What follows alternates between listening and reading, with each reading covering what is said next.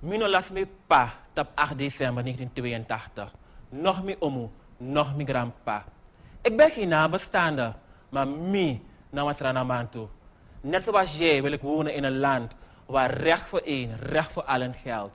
Een rechtsstaat. Dat maakt me en wakat op dinsdag 10 april ook toe. Kerkplein, 4 uur. Ik was 2,5 maand oud toen mijn vader werd vermoord. Ik ben al jaren op zoek naar de waarheid. Door deze amnestiewet ben ik bang dat ik nooit achter deze waarheid ga komen. Ik weet dat mijn vader niet terugkomt, maar ik wil dat zijn dood niet voor niets is geweest. Dankzij hem kun je zeggen wat je wil, kun je doen wat je wil en kun je leven in de democratie. Als je voor een rechtsstaat bent, loop dan met me mee.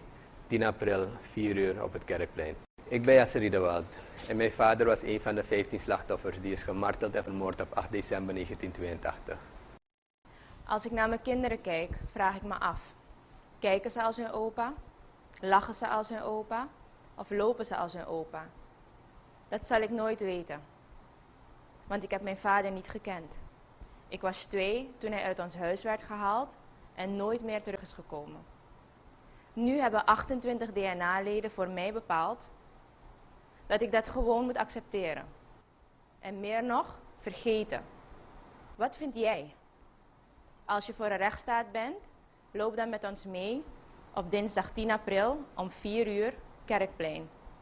Ik ben Janine Riedewald. Mijn vader was een van de 15 slachtoffers die op 8 december 1982 is gemarteld en vermoord. I love Su. Ja, ik heb het tegen jou. Dat is makkelijk gezegd, toch? Maar hou je echt van je land? Ik heb geen moeite met politieke verschillen. Het gaat om principes en normen en waarden. En geloof in onze rechtsstaat. Recht voor één, recht voor allen, zegt men toch? Geloof jij in een rechtsstaat? Loop mee, dinsdag 10 april, Kerkplein, om 4 uur 's middags.